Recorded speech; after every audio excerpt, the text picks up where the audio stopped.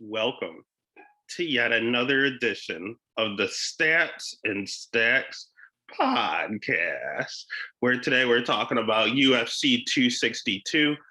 Now, last week we had a little bit of a rough week, I'll be honest, but hey, that's the betting game. We came out on top on about 2 or 3 bets, but we were missing left and right, and a lot of that is my personal bias. So I was sure to set that aside this week, and we're here to rebound, baby. We're coming off of 2 hot weeks to just a complete dud of a week. So hopefully it balances out a little and we get back on track this weekend. And there's a lot of great fights. It's a great card this weekend. So even not even just betting, but as a fan, it should be a good one for you. So without further ado, we'll go ahead and we'll dive right into this card. Very first fight of the night. Again, there's a lot of 50-50 fights, and there are a few locks, as I would say. And the very first one, we're starting off hot with a lock. We have Sean Soriano at plus 180, coming in on short notice against Christos Giagos at minus 220. We have the over at 2.5 being minus 215. The under 2.5 coming in at plus 165. First, we'll start with Giagos, actually. So he's just, honestly, he's one hell of a wrestler. He's really good. He averages like 3 takedowns, or like 3 or 4 takedowns per fight. He's pretty good at staying on top of you, controlling his opponent. I don't have a lot of bad to say about him. His striking is okay, I guess. It's not the greatest, but it's serviceable. His Brazilian jiu-jitsu isn't the best, but it's serviceable. And his wrestling's great. He's just an overall good fighter. Doesn't make a lot of mistakes, minds his P's and Q's. He has some losses in the UFC, but again, when you really look at it, he lost to Charles Olavera, who's fighting for the title, and Jakar Close, who is a really good wrestler. So he just got out-wrestled, and he can't strike too well, so not much he can do there. But overall, I honestly like the guy. He's pretty good. He had some fights even outside of the UFC against some UFC caliber talent and Josh Emmett and Gilbert Burns. He's paid his dues. He's done well against what he was supposed to do. He's lost against tough competition. Not a lot to report back on him. But then you go over to his opponent in Sean Soriano. Sean Soriano is really good striking. I know at one point they thought he was going to have some of the best striking in the UFC. He's been in the UFC before. He got cut after a rough stint. I believe he went 0-3 against in the UFC, losing to Kawajiri, who was underrated. He's pretty good. Chas Skelly, underrated, pretty good. Charles Rosa, not so much. But the thing with Soriano, even though he has really good stand-up, you would think that he has advantage over Giagos. He doesn't, solely on the fact that his striking and power is not going to do him any justice on his back. His takedown defense is okay, but it's not the great. And once you get him down to the ground, it is game over. You look at his losses. What is his record? He is 14-6.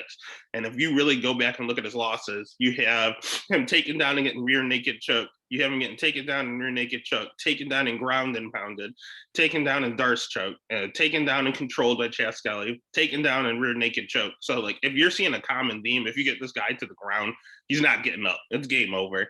And as good as his striking is, I'll be honest with you, the only reason he's on the card, one, at short notice, which is also concerning. And secondly, his boy, Michael Chandler. That's one of his training partners. And if your training partner is main eventing the card you get on, we've seen it time and time again. Anderson Silva had a friend come on and he got destroyed. Izzy had that dude that just lost to Kennedy at 205. You had the Jacob Malkoun effect where they let him on when Robert Whitaker was fighting. They continually let these guys' friends on and they lose, and I don't see a trend ending here. I'm going to go ahead and bounce back from a rough week and give you a lock right off the get-go, right out of the gates. I'm taking Giagos. The line's not, it's not great at minus 220. It's okay. It's doable. If you really want to spice it up, you could go by decision or submission. You really make the call, but he's going to get him down. It's just, Christos isn't really a potent finisher, but apparently it doesn't take a lot with Sean Soriano. So I'm going to go ahead and say Giagos is a lock, and you're starting off the night knowing what you're going to do. So we're going to the next fight here. And this one's kind of rough, in all honesty. We got Kevin Aguilar at even money now, taking on Tucker Lutz at -130. We got the over at over 2.5 at -215. We have the under 2.5 at +165 again, similar odds as last time. We'll start with Kevin Aguilar. I mean, Kevin, people are really high on this guy. I'm not, in all honesty. When I watch the fight tape, there's not a lot to write home about. I mean, he has okay power. His striking is okay, but it's kind of lower volume. And I think it's because he starts to slow down in his fights a little. He used to be okay. It's just his last few fights that I've seen, it's sus, man. His cardio is really, really questionable to me. Not a lot of volume because of it. I mean, he has a loss to Charles Rosa. It says split. It was not a split. Charles Rosa jabbed him for 15 minutes, and Charles Rosa is a submission guy, and he's not very good. So that's very, very concerning. His other two losses in the UFC, I mean, losing to Gugov, I mean, there's no shame there. That kid's pretty good. He hits pretty hard. Dan Ige, again, top 5 guy in the division. There's not much you could do there. And then his wins against Enrico Barzola and Rick Glenn look good, man. I mean, Tan Lee he's a striker and he knocked him out, which is nice. The win over Tony Kelly is big. David Bosniak, he has some decent wins. It's just when you go back and physically watch him, I can't put money on him. I don't know what he's really good at. I would say striking, but he doesn't throw enough. So he's suspect to me.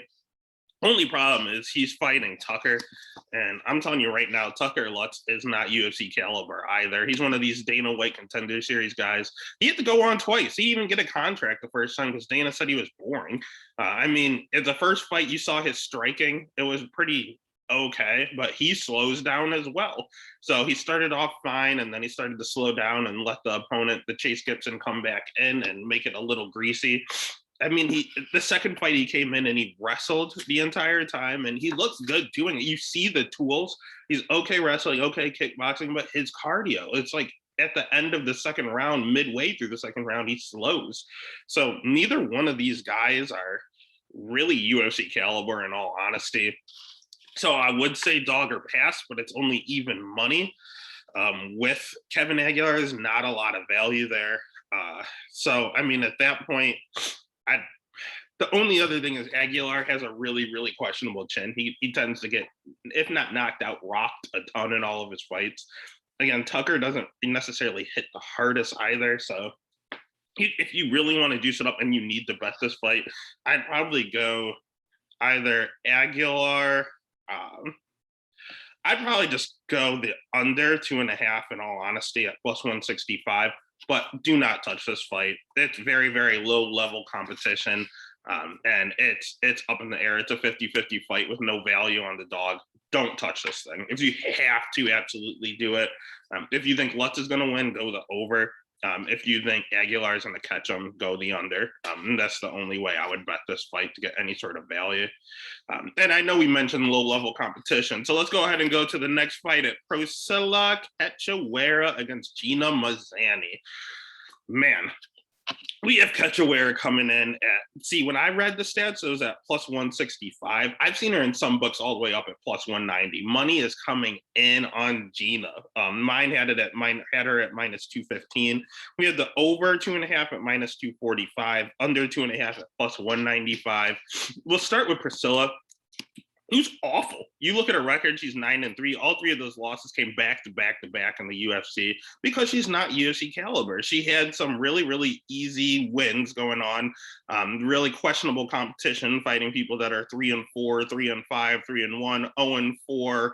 Like, she's not fighting the best. She comes out there and she starches them. I mean, you look at her little run here, all these round 1 finishes. That's not normal in the women's division, the women's flyweight division.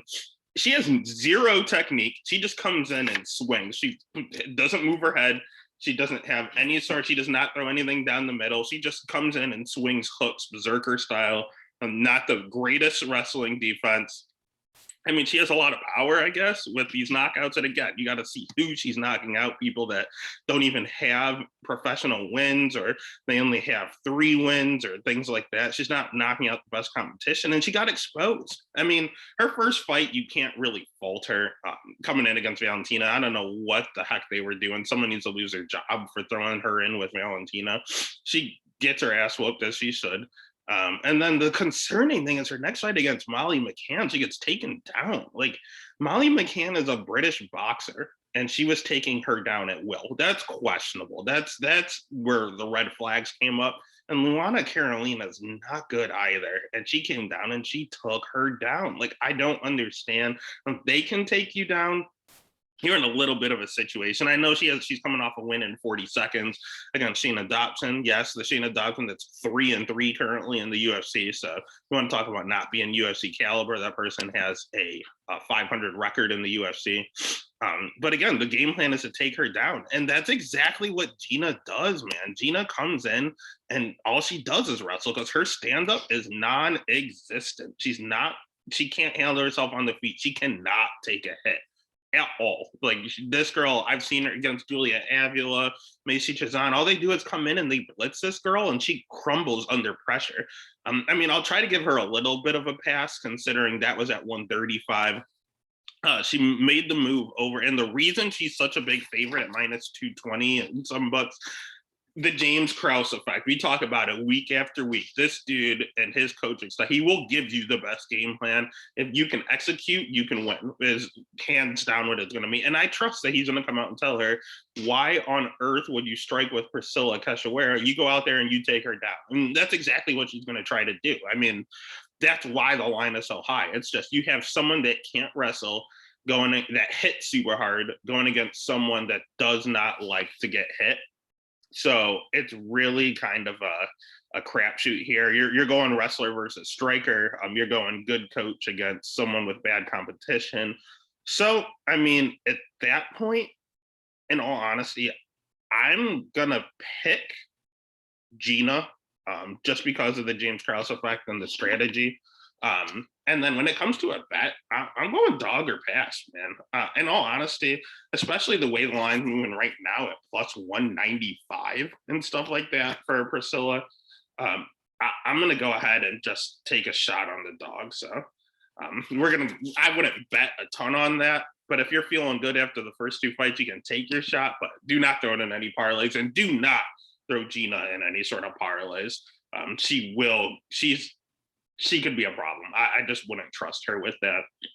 And we're going to continue the theme of poor level competition here. And we have Andrea Lee going up against Antonina Shevchenko, the crappy Shevchenko. So we'll go ahead and we'll start with Shevchenko. We have her coming in at a minus 130 favorite currently, and Andrea Lee coming in at even money. I'm having difficulty finding the over-under on here, but I know that it's women's MMA, so at that juncture, it's going to be something crazy, like a minus 400 for the over or something like that. So don't even waste your time with that. So it really comes down to is, I mean, it is essentially striker versus striker. When it comes to Antonina, that was a game plan to beat her. I mean, you saw Caitlin Chukagian was striker versus striker, and she came out and she just took her down repeatedly, and she had no answer. And then you saw her next fight, she came out and she took down Ariana Lipsky. Like, she is working on the parts of her game that she needs to in order to improve. But the problem is, she's 36, man. I mean, how much can you improve right now being that old? You should have already had this during your transition to MMA. It's a little too late in my book to just become a wrestler. I mean, she is a Muay Thai striking champion, so she knows what she's doing on the feet. I do see her in the clinch. Sometimes it'll get bullied by like bigger girls there. She does just fine because she's technical. But I do notice her kind of fall back a little when she gets pressured like that. And that's kind of what Andrea's game is, in all honesty. She's a big, strong girl coming in here. She is predominantly a striker as well. There's not really much to say about either one of these girls. Neither one are UFC caliber either. I mean, Andrea's losses, again, they're the good people. Lauren Murphy, Joanne Calderwood, and Roxanne. I mean, they're all... Roxanne's not the greatest, but Lauren, and I thought that, in all honesty, Andrea, I thought beat Lauren Murphy, but they went to split the other way, and JoJo was also close, and it was a split. I see why people are going with Andrea KGB Lee, but in all honesty, I have a rule to where if Vegas puts one person as a favorite, and then the betting odds come out and the line completely flips, it is 100% accuracy with the original betting favorite winning. And originally, Andrea Lee was at like a plus 160 dog. Now all of a sudden it's even money, and I've seen a pick 'em in a lot of books. So if this line flips completely the other way, just to follow the trend, I'll go Antonina. My pick will be Antonina. I bet, I guess, is Antonina. But in all honesty, don't touch this fight either. This is another one where you need to just relax, go get yourself something to eat, use the restroom, call it a day. No need to put any hard-earned dollars on either one of these women. And in all honesty, this is a really, really great card. But there are some weak points, and it's the prelims, because this next fight is also just stay the heck away from. And then after that, it's a really good card. But we'll go ahead and get through the last torturous run here with Jamie Pickett going up against Jordan Wright at a pick'em, both minus 115 straight down the middle. The over 1.5 is at minus 162. The under 1.5 is plus 132. So pick your poison with who you want to start with. We'll go with Jamie Pickett. What's Jamie Pickett good at? I don't know. I'm still trying to figure it out. He's durable. That's his best quality, the fact that he can take a beating. So, I mean, it's a little questionable. You're looking at a man that took multiple tries on the Contender Series. You're looking at someone, I mean, he will wrestle if need be. He'll kind of mix things up, which is nice, I guess. His striking is, he's kind of quicker than he looks. He strikes pretty quick, and I can't say he necessarily hits super hard. It's not like he has a ton of, like, finishes over good competition. Even in the regional scene, he has some. I mean, he has a decent amount against the lower level. And then whenever he fights someone that's decent, it goes to decision or he takes a beating. So, I mean, the hand speed's there. I guess the power is somewhat there. It's just not really what he's synonymous for. And he'll mix in wrestling. He's overall tries real hard. He works real hard. It's just a natural thing. He's just not naturally the best. He works super hard. I respect it, but it's sometimes it's just a matter of God-given gifts, and Jordan Wright kind of has those. On the offensive end, I mean, one, I can't stand his name, the Beverly Hills Ninja. I can't stand this dude, in all honesty. He's like one of these dudes where his head doesn't look like it should fit on his body. Like he just looks off. Like there's something wrong with him. He's misproportioned, and he also has the worst chin in the history of MMA. You look at him, you see 11-1, but he is beating the low of the low. I mean, look at these guys' records: 0-0, 0-0, 0-5, 0-0, 0-21, 0-10, 0-0, 1-2, and then he beats a guy that's 7-3. So they let him try at the Dana White Contender Series. He runs into one of my favorite middleweights, Anthony Fluffy Hernandez. Hernandez is a jiu-jitsu guy that has decent stand-up, not a lot of power, but I mean, he looks presentable on the feet. Knocks him out in 40 seconds. That's not the normal Fluffy. But again, worst chin in MMA, and Fluffy pops for weed. That has nothing to do with his power. That has no sort of steroid. It's literally just he hit a bowl before fighting and got caught. So, I mean, at that juncture, they then gave him another. He went to LFA, got another win over someone that was 11-4, in which the UFC was like, all right, you can come on in. They gave him Ike Villanueva, who's probably the worst light heavyweight, just as a gauge. He looked fine, and it says that he won in the first round, but it was via doctor stoppage. It was a cut. So who knows what would have happened in that fight? It didn't take long. So then they said, screw it. We're giving him Joe Queen Buckley in the middle of the Buckley hype after that spinning back kick. And Buckley, who is not a power puncher, when you really look at it, yeah, he had the highlight reel kick, probably one of the best knockouts in UFC history, but he's not a knockout guy. And Buckley came in and knocked him out twice in that fight, in all honesty. Knocked him out at the end of the first round.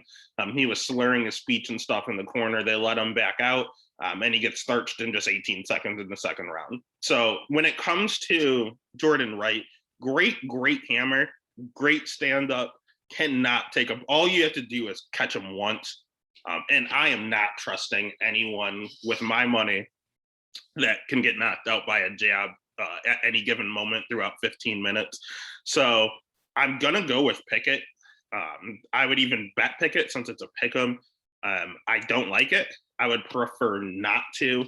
But if you're feeling good so far, you might as well take the stab because, again, Jordan Wright will literally get knocked out by, I think he would get knocked out by a 35-pounder if he really had to. Like, this dude might have the worst chin in MMA. I am not exaggerating whatsoever. And then the good fights start, man. We go ahead, we kick it off with good old Mike Grundy coming in at a -125 favorite against Lando Venata at -105. We had the over 2.5 at -195, under 2.5 at +155. It's an interesting story, man. Here we got Mike Grundy. He's an Olympic level wrestler for Britain. I mean, mind you, they're not really notorious for wrestling, but still, I mean, Olympic level wrestling is Olympic level wrestling. His striking is okay. It's not the greatest. He knows he's a wrestler. Like, you can tell he's working on it. And he has some serious power. He has a questionable amount of knockouts here. The Narimani knockout was pretty impressive.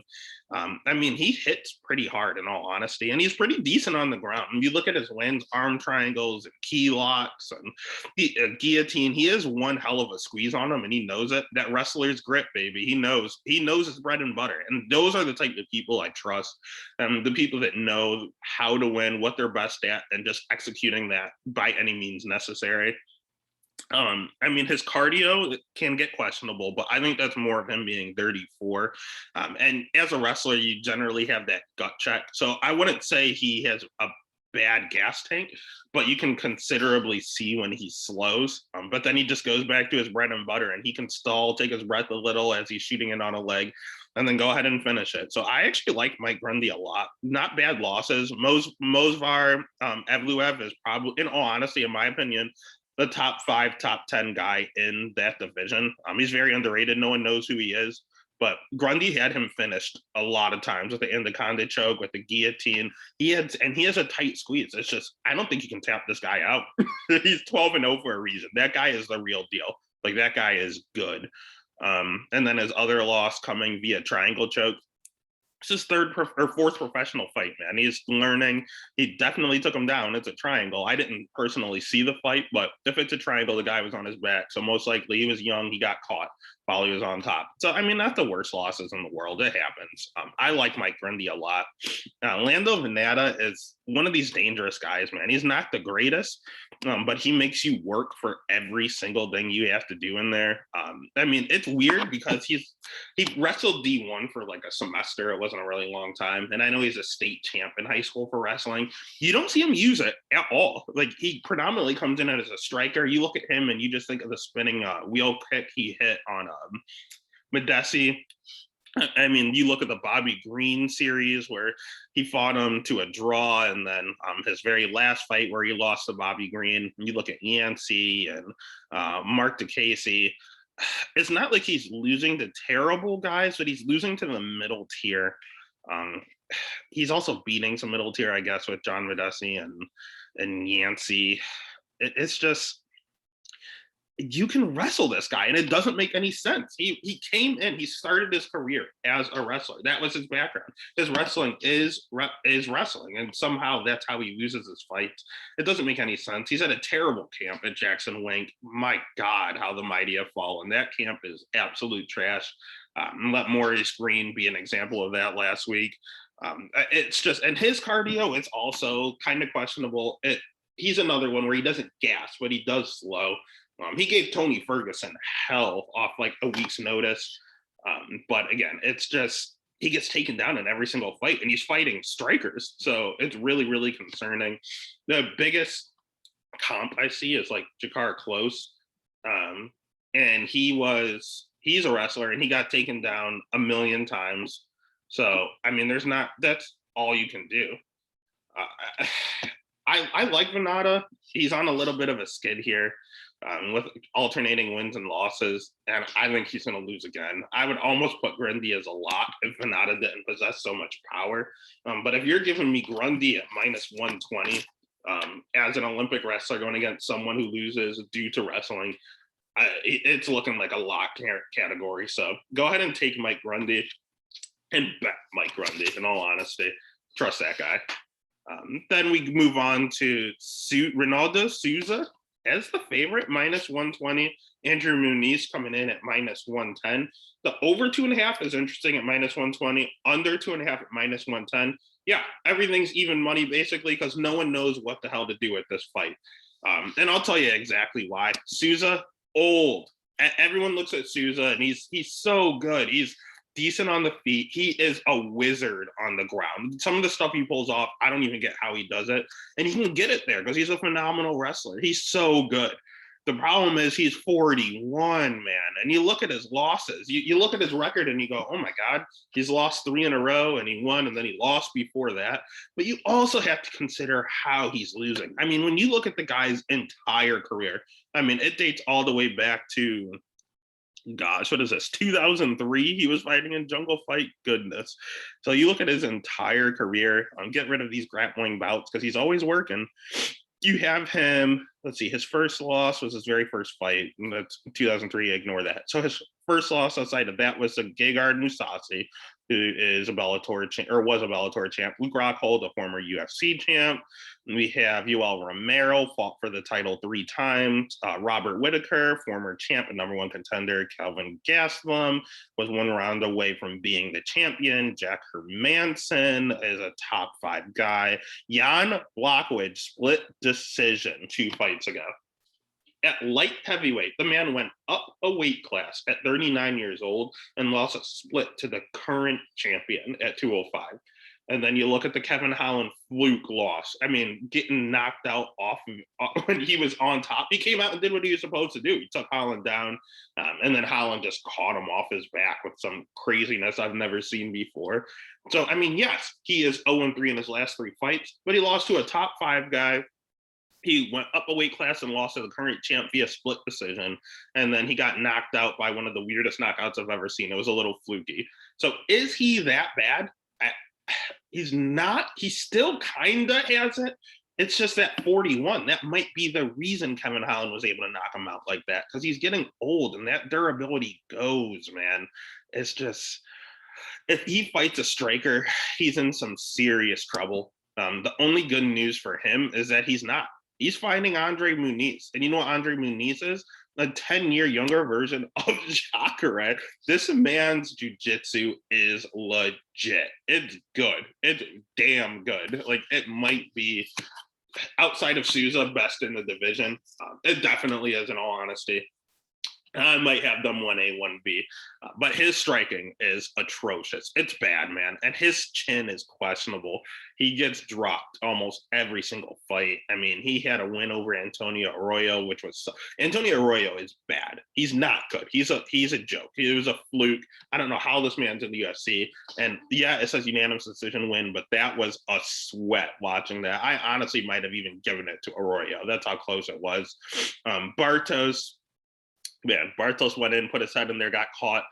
Muniz automatically just snatched up his neck. Bartos was able to get out of there, but then he just transitioned into an arm bar. There was no escape. Like, the transitions were smooth, man. Muniz is good. You just look at his record. I mean, arm bar decision, rear naked choke decision, arm bar. Then he had a KO, which is weird because he can't do anything. His loss, again, knockout in 50 seconds. He doesn't have a chin. Then you have him with guillotines, triangles, darts, arm triangle. Like, he's tapping out everyone. But then look, a loss via punches. It's like, he's so good on the ground, but if you touch this guy, he goes out. And I just don't see him tapping out Jacare, because Jacare is just as good on the ground. I know he's old, but the grappling doesn't go away with age. Your cardio goes away with age, your chin goes away with age. But Muniz has a suspect chin and he has suspect cardio as well. So I know that he's 31, but the way he fights, he's 41 too. So give me Jacare, just because initially I was going to go dog or pass. But everyone is steaming Muniz to where it's almost even money right now. It basically is. So just give me the veteran, the guy that's been in there and only losing to former champions and title challengers. Muniz will never be a champion or a title challenger. So to continue that theme, I'll go ahead and I'll take old ass Souza. Why not? With a pick. And honestly, if I'm feeling good up to this point, I mean, we're on to the 7th fight. I may even bet him if I'm on a heater. So Pickett Souza, if you feel the need to bet it, I probably wouldn't. But if you absolutely have to, Souza's not the worst. And then next fight's another good one, man. We have Shane Burgos coming in as a favorite, minus 145, and Edson Barbosa at plus 115. We have the over 2.5 at minus 182, under 2.5 at plus 147. And this is one where I have to put my bias aside. I personally don't like either man, in all honesty. But I really don't like Shane Burgos. Something about him. I mean, look at his face. He just annoys me for no reason. I used to not mind him. But then I realized that he was partners with Mike Trezano, who I just can't stand. That's one of the people I hate. Him and Alex Morono, and they are both on the same card almost. That was torturous. I can't stand Mike Trezano, man. I think he's so overrated, and he definitely lost against Ludovic Klein. I don't know how he got that decision. But it's guilty by association, man. So I'm sorry, Shane, but if you're training with Mike Trezano every day, I might have to go against you, bud. But I mean, he's 13-2, and he has some good wins. I mean, the Josh Emmett loss is questionable because Josh Emmett was on one leg. He tore his ACL in round 1 and still managed to win.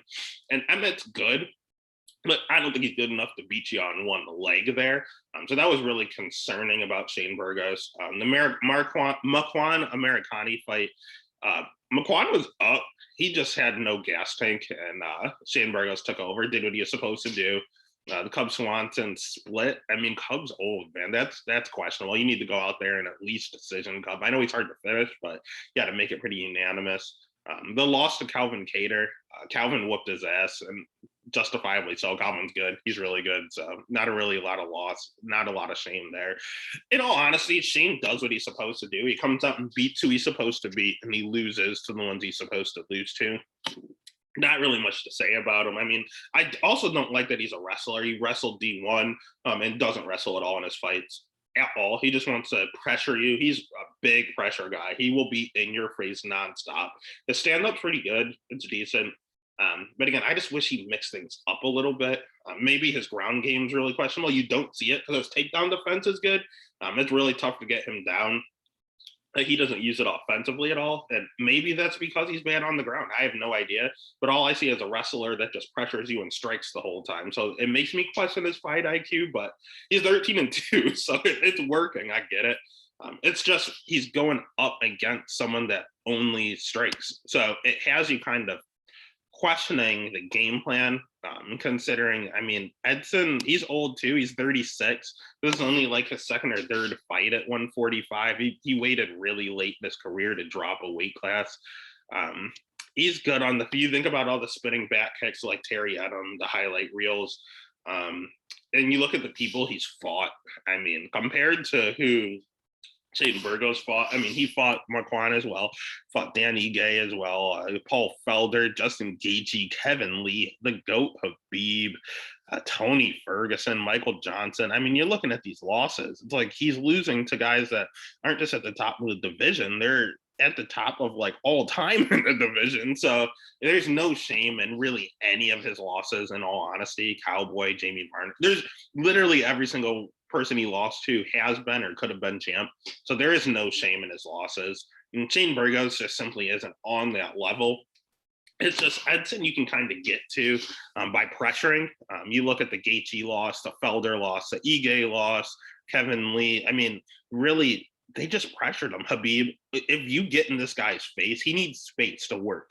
So it's nice that we're in the bigger cage. We're in Houston, which would definitely help Edson. I can definitely see how Edson wins because he is the better striker, in all honesty.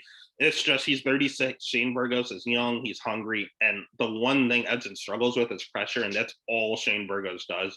So as much as it pains me to put the bias aside, my pick is going to be Shane.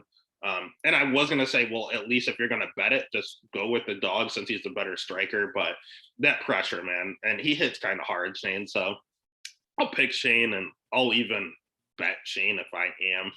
I don't want to. I don't want to put money on someone I don't like. But if I had to, I would probably just go with Vegas here and pick Shane. The next fight's a pretty interesting one as well. We have Caitlin Kagan coming in at a minus 145 favorite over Viviana Araujo. I don't like this fight just because I like Vivian. I think she's underrated. No one knows who she is. Again, it's women's MMA, so the over is minus 455. Under 2.5 is plus 300.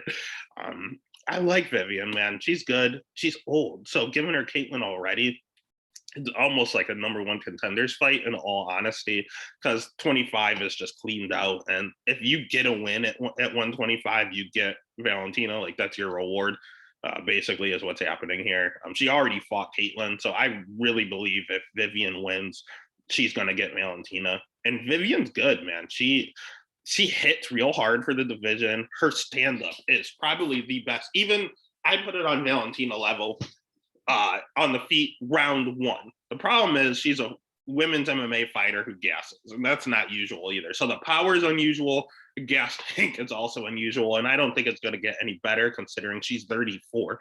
It's not like it's something she can work on or anything like that. She's kind of at the end of her rope here. Even her losses, I mean, I didn't see the early fight here. I couldn't find this fight. But the Jessica Eye fight I watched, and Jessica Eye is not a better fighter than her. She just had a better gas tank. Her gas tank has been a question forever. I mean, even the Alexis Davis one got a little dicey at the end. Montana De La Rosa is not the best striker. She's working hard. You see her striking getting better, but it is not on Vivian's level. But in that third round, it was. Vivian's gassing. She looked better in the Roxanne fight cardio-wise, but Roxanne was just a punching bag for 3 rounds, so she was able to. It's a lot easier to mind your P's and Q's and have better gas tanks when you're not facing any sort of adversity. Roxanne didn't even shoot for takedowns, even though she's a pretty good wrestler. So I don't know what Roxanne was doing, but Vivian was happy to oblige and just pick her apart for 3 rounds. But again, even winning, she got a little tired. Now she does have 92% takedown defense. She's really good at keeping the fight on the feet where she needs it to be. So the only problem is she's fighting Caitlin Chukagian, who is also a kickboxer. Man, you want to talk about like Cody Stademan having pillow fists? This girl, my God! Like, not only does no one get affected by her punches, they don't even look hard. When she's throwing hooks, they look like jabs, man. She does not hit hard at all, and her record shows. I mean, she has a win by armbar. She is a kickboxer, and she has 1 knockout in her career, and it was by a knee. She didn't punch. It wasn't a punch. It was a knee. It's like she's good. She's just, I guess, boring to an extent. She makes a whole lot of noise. That's all you'll hear anyone talk about with Caitlin is she makes the tennis noises like the Williams sisters. Every time she punches, you just hear her screaming and kee-awing just to kind of get the crowd and the judges' attention. So it makes it seem like she's hitting harder than she really is. But she just comes out and she jabs you for 15 minutes. And it's just a matter of volume. Vivian, being the power puncher, doesn't throw a lot of volume. So at that point, you're looking at she needs some high impact. She needs some knockdowns. She needs some takedowns, things like that in order to get this win. Caitlin does not have good takedown defense. She has like 50% takedown defense, and she has like a 15% takedown rate. So she's not going to be able to take Vivian down. I know she took down Antonina, but again, I think my wife could take down Antonina with 1 day of wrestling training. It's not that difficult. So, I mean, it was a great game plan by Caitlin, but if you're forced to strike with Vivian, it's really it's quantity versus quality. And it's a matter of what the judges are looking at. So if she doesn't get dropped at all, I say she wins. In all honesty, I want to pick Chukagian. I will pick Chukagian. When it comes to a bet, I really want to go Vivian and just do dog or pass, considering this is quantity versus quality. It's a 50-50 ordeal. It will be on the feet. But plus 115 isn't enough value here. And the over 2.5 is ridiculous at minus 455. So this is a complete and utter pass. If you absolutely had to bet, just trust Vegas, because that quantity, she's going to outstrike her a lot. She's definitely going to win the third. And then it really comes down to the first 2 rounds and how Vivian looks. So I would go Caitlin if you absolutely had to bet, but don't. I really wouldn't, in all honesty. And the next fight, I think is going to be fight of the night. We have Match now coming in against Rogerio Bontoron. And we have Schnell coming in at minus 165 favorite. And then we have Rogerio coming in at plus 130. The over is where I messed up big time. The over 2.5 is at minus 120. The under 2.5 is minus 110. The under was at like plus 150 when the week started. And I was looking at it, but I wanted to do my tape study first. And by the time I finished my tape study yesterday, again, the under 2.5 is at minus 110 now. So I really kind of messed up that line. I really missed the opportunity there. And there's a reason. Matt Schnell is another one of these guys. He's really good. There's a reason he's the favorite. He hits fast hands, man. When I see this guy, the first thing I think about is how fast his hands are. And he doesn't pack a ton of power, but he packs enough. He gets into firefights all the time. He loves going in there and just brawling because he's so fast, man. He has the fastest hands I think I've ever seen in the UFC. He's quick. He just doesn't hit the hardest. When it comes to his ground game, it's good. He's real good on the ground. So I think that's why he's so wild and able to get into bar fights like that, because that hits the ground. He's comfortable. I mean, you look at all of his triangles and that stuff off your back, man. He's good. I just wish he had a little more power. His cardio checks out. His takedown defense is a little questionable, but I think it's because he's so good on the ground. He doesn't care. You can take him down. He welcomes it. And his chin, that's where, I mean, Rob Font hits hard. So, I mean, there's no really shame in getting knocked out there in round one. But then he got knocked out by Hector Sandoval in his next fight in round one. You look at the Pandoja, got into a firefight and got knocked out in round one. He has a tendency to get in these brawls and get knocked out. He gets chin checked a lot. Even some of his wins, he's gotten chin checked and dropped, but, managed to, get some composure. He loves the brawl, but his chin does not. But overall, I like him, dude. He's good on the ground. He's really, really good on the feet when it comes to his hand speed. There's a lot to like about Matt Schnell, and I think he's a little underrated. But at the same time, I think his opponent's underrated too. Banteron's 16-3. I mean, his record is showing how good he really is. He's not as technical. He's not as fast. He's one of these like big lumbering flyweights, but he hits like a truck, and he hits really hard. It's not the most technical, but when he connects, you feel it. You look at his losses. The Kai Kara France loss, man, was at a crazy fight. He came down, just manhandled Kai Kara France, took him down, went for the choke, was a second away from getting him, but somehow Kai Kara France got out, and then clipped him and knocked him out. So it had you thinking, well, maybe his chin's a little suspect. It's not. That's the only time he's been knocked out. So I would just chalk that up as Kai Kara France just hit the button, man. There's nothing you can do there. And he also had a pretty bad weight cut. That could have had a lot to do with it. His loss before that to Ray Borg. Ray Borg came in like 5 pounds overweight and just out-wrestled him. Not a lot you can do there. I mean, Ray Borg is good, but he also, again, came in 5 pounds over, and that was intentional. There's not really any fault to Bonterone. And then I didn't see his other fight where he got choked, which is weird because he is a wizard on the ground, man. I talk about Schnell being good. That's my concern with this fight. Yeah, Schnell's good on the ground, but he's not better than Bonterone. Bonterone is good on the ground, and he is good wrestling. He can get you there. And Schnell's shady takedown defense is kind of making me lean towards Bonterone, but then I see the hand speed, and Schnell is so much faster than Bonterone, but Bonterone hits hard, and Schnell has a suspect chin. So do you go with the guy that has better, quicker boxing and decent submissions, or do you go with the guy that has great submissions, gets hit a ton, but has power? It's really a 50-50 shot there. So at that point, that's why I wanted to go the under. Is solely on the fact that if Bonterone can finish, because he can knock him out, and he can tap him out. Schnell has this quick hand. He can his last fight, we just saw Bonterone get knocked out, so he can knock him out. Or, I mean, I don't think he's going to tap him out, in all honesty. Bonterone's that good on the ground, but he can knock him out. So if both people have a chance of getting the finish, I'd love to bet the under, but it got steamed way too much to minus 110. So at that point, I'll probably kind of split it up again. I'll probably pick Schnell to win.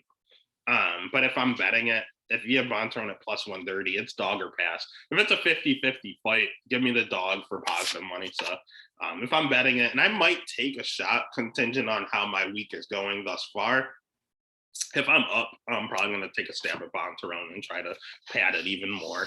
And then next, we have the co-main event of the evening. We have Tony El Kakui Ferguson going up against Beneil Dariush. And I absolutely hate this matchup just because I have Tony on the line here at plus 145, but Neil's coming in at a minus 185 favorite. We got the over 2.5 at minus 182, under 2.5 at plus 147. Man, I love Beneil Dariush, and I think he's been slept on, and everyone finally woke up to how good this guy really is. But then they're giving him Tony, and it's like, you just look at Beneil's record. Diego's good. Don't get me wrong. I think Diego Vieira is very, very good. Scott Holtzman is okay. Jakar Close is okay. Frank Camacho is not the greatest. Drew Dober's okay. Thiago Moises is okay. Like, you see a common theme here. He's beating them. He's doing what he's supposed to do. He's even getting finishes over some of these guys. But then you look at like the Hernandez fight. So you look at the Jakar Close fight. Jakar Close is not a power puncher, and he chin checked Dariush, and Dariush almost went out in literally like the first round. Like, that's questionable. And then you look at Alexander Hernandez, again, not a super big power puncher, or not good at all, I should say. And he came out and starched him in 40 seconds. Edson Barbosa, flying knee. I mean, he has 4 losses, and he's been finished. And he's been knocked out in 3 of the 4. So his chin, even some of his wins, again, he's getting chin checked in some of his wins. They're very, very questionable. Again, they're the good people. He lost to Chiesa and to Edson Barbosa. And the Hernandez one was a fluke. Hernandez came in on short notice and just threw caution to the wind. So I think Beneil he's a Brazilian Jiu-Jitsu black belt. He's very good on the ground. He has really good striking. He has great wrestling. He's good everywhere. The only problems I have with him is his chin and his cardio. His cardio is a little suspect as well, but when he gets tired, he just wrestles, man. And I mean, more power to you. It's just Tony, everyone's saying Tony's shot. The dude lost twice. Like, I think people need to relax a little. I know that he's like 37 years old. I know that he got dominated by Charles Oliveira and he got finished by Justin Gaethje. But we're talking about the two men, the guy that's fighting for the title and the guy that just lost for the title. Like, people need to chill out a little. And I think the biggest part of that Charles domination, they're like, oh, he just came out and he just took him down at will. Let's not forget that Charles basically almost broke Tony's arm. Tony's arm was compromised in that fight for the second and third round. And I'm telling you, those takedowns in the second and third round were a hell of a lot easier than it was in the first. I'll tell you that. And I mean, if there's no threat, if he has one arm, if you're fighting a one-armed Tony Ferguson, I mean, you're going to look good. I think about like the Mike Brown versus Uriah Faber when Uriah broke both his hands and he was just throwing elbows. Mike Brown is no like glory kickboxer, but he looks like it. But the guy's compromised, you're going to look great. So I think people need to relax about that Charles domination. If they fought again, do I think Charles would win? Absolutely. Do I think he makes it look as easy as he did with Tony with one arm? No. And that's my problem with Beneil is he gasses. And Tony comes back harder and harder as a fight. He's a slow starter. And I don't like Tony Ferguson in all honesty, but he has good takedown defense. So Beneil's probably going to have to strike with him. The good news is Tony doesn't hit hard. He does not have a lot of knockout finishes in all honesty. Even looking at his last knockout win was, man, he went on that streak. Punch in 2014. So it's been 7 years since he knocked someone out. That's not his game. That's not what he's known for. But he can outwork you. That's what he's known for. Beneil slows. So in all honesty, my pick is going to be Beneil because I think he has more tools and I think he's finally getting that step up that he wanted. However, I'm looking at the level of competition and things like that. And I'm looking at Tony Ferguson and his lines going up. I mean, at first he was only like plus 110. When this line came out, I thought Tony would be the favorite. And now I'm looking at Tony at plus 150 pretty much. I don't think I can pass that up. So I'm going to pick Beneil. I think Beneil wins 6 times out of 10. But I think on Saturday, Tony finds a way. At that value, I got to take it. I got to go with the gut. My mind is telling me Beneil, but my gut is telling me Tony, and Tony's plus money. So I'm picking Beneil. I'll bet Tony. And that comes to the main event of the evening. We have Iron Michael Chandler at plus 115. Comeback on Charles Olavera, minus 145. We got the over at 2.5 at plus 137 is interesting. The under 2.5 is minus 167. Let's start with Charles Olavera. I think Charles is kind of the same thing as Beneil, where everyone just kept sleeping on how good this guy really is. Charles is a great UFC fighter. You look at him, I know he started when he was super young. He started when he was like 19, 20 years old in the UFC, coming straight out of Jungle Fight Warrior. And you look at his losses, man. I mean, to Jim Miller, Donald Cerrone, Cub, Frankie, Max, Pettis, Lamas, Felder, all of his losses. I think he has 8, I want to say. Yep, 8 losses. They're all to challengers for the title and actual champions, and then Paul Felder. But Paul Felder is good, man. And it's like Charles is good everywhere. At first, it was just he was a jiu-jitsu wizard. And he might have the best jiu-jitsu in all of MMA, not just his division, not just UFC in general. Like, this guy is a wizard. He has the most submission wins in UFC history for a reason. He is, if he's on top of you, you should be petrified. This guy is good. When you take him down, you should be petrified.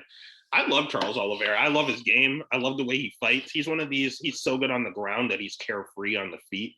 And before that would get him into a little bit of trouble. But as he got older, he kind of settled in a little bit. He's a little more precise with his Muay Thai, and you see it all clicking. This dude is in the prime of his career right now. Even his wrestling is looking better, so he can dictate where the fight's going to go. The only knock everyone had on Charles was, well, you can break him. You look at the Pettis fight, he was winning, and then Pettis came back and kind of pressured him, and he kind of gassed out a little. His gas tank's a little questionable as well. You look at Max Holloway, broke him early, actually. You look at Frankie, just broke him. It's you can overwhelm Charles, is basically what everyone would say about him. So he's talented everywhere. No weak points outside of his gas tank is a little questionable. But outside of that, he hasn't been broken in a really long time. But I think part of that is because he's on an 8-fight win streak, and it's hard to break when you're winning. So how do you break this, man? You pressure him. And what does Michael Chandler do? He is forward nonstop, man. I love Iron Michael Chandler. This dude coming over from Bellator, put some respect on my dude's name. Yeah, he only has 1 fight in the UFC, and everyone's saying he doesn't deserve the title, but he has been a staple of Bellator for years. I remember watching this guy in high school, and don't tell me he doesn't have any good wins. I mean, he's beating former UFC champion Benson Henderson. I know Ben Henderson isn't what he used to be, but again, he came out here and he knocked him out in the first round. I mean, what else can you do? Brent Primus is sneaky good. That guy's really good. You have some wins over the loss, that was a weird one. That was just like a rolled ankle injury. He has a win over one of the Pitbull brothers. For whatever reason, Will Brooks is his kryptonite. Will Brooks is not good, but Chandler could not beat Will Brooks for whatever reason. I don't know what was happening there, back to back. I don't know what happened. But then, a loss to Eddie Alvarez, but he beat Eddie Alvarez. He beat Rick Hahn. Like, he has some decent wins on his on his resume. The dude's just good everywhere, man. He's a former Division I wrestler at Mizzou. Great boxing. You look at him and you think about his stand-up. I mean, the dude's a wrestler. He's short and stout, which really helps against Charles, and that's key. There's a reason. I mean, his jiu-jitsu is underrated. He has a few submission wins on here that were pretty impressive. Not everyone can pull off. I mean, he doesn't have a weak point. His only weak point would be his cardio. So you're having 2 guys with suspect cardio going at it. The thing is, Chandler is the better wrestler. And if Charles is forced to stand, you can kind of break him when he's losing. So it's really a matter of that forward pressure from Chandler. He's got to keep the fight on the feet. If Charles takes him down, he's in some serious trouble. But his neck, look at this thing. He doesn't have a neck. So it's going to be a lot tougher to choke him. You think about arm bars and things like that. He has these little short arms. It sucks for his reach when they're standing up, but that's why he's pressuring like that. It's going to be tough to arm bar these little ass arms. So, I mean, in all honesty, Chandler's stature might win him a UFC title just because his explosion, man. This guy is an athletic freak. The just amount of fast twitch muscle moving, dude, it is quick and it is hard. Like, no one knocks out Dan Hooker like that. Nobody. He's known for having an iron chin. Chandler made it look easy in 2 minutes. It's just, it comes quick and you don't see it coming and you feel it for sure. So in all honesty, just the way, this is going to sound weird, but just because of how Chandler fights and how his body type is literally the kryptonite of Charles Oliveira. So for that instance, the pick is actually going to be Chandler since they both have suspect gas tanks. And the bet is going to be Chandler. He's plus money. So keep those bets coming in on Charles Oliveira. I'm sitting, I'm waiting. And as soon as I see like a plus 120, or if it just stops at plus 115, I'm taking Iron Mike, man. And I think Iron Mike is going to be the new champion of the lightweight division. And they're not the Dustin Poiriers and the Justin Gaethjes of the world that are upset that he's getting the opportunity. You're going to have to come take it from him because Iron Mike is about to be on top of the mountain, in my opinion. So that being said, again, rough card last week. We're coming back with a vengeance this week. Let's get paid. Let's get these wins. I will post everything again on Stats and Stacks over on Instagram and on Twitter. The official picks, post weigh-ins. A lot of these are weigh-in specific. Like Venata, it's his first time at 145. And I just need some of these 50-50 fights. I'm just going to see how they look on the scales and make a decision then. So definitely stay tuned to the Twitter and Instagram. And we're going to get paid this week. I promise you. Let's get back on it.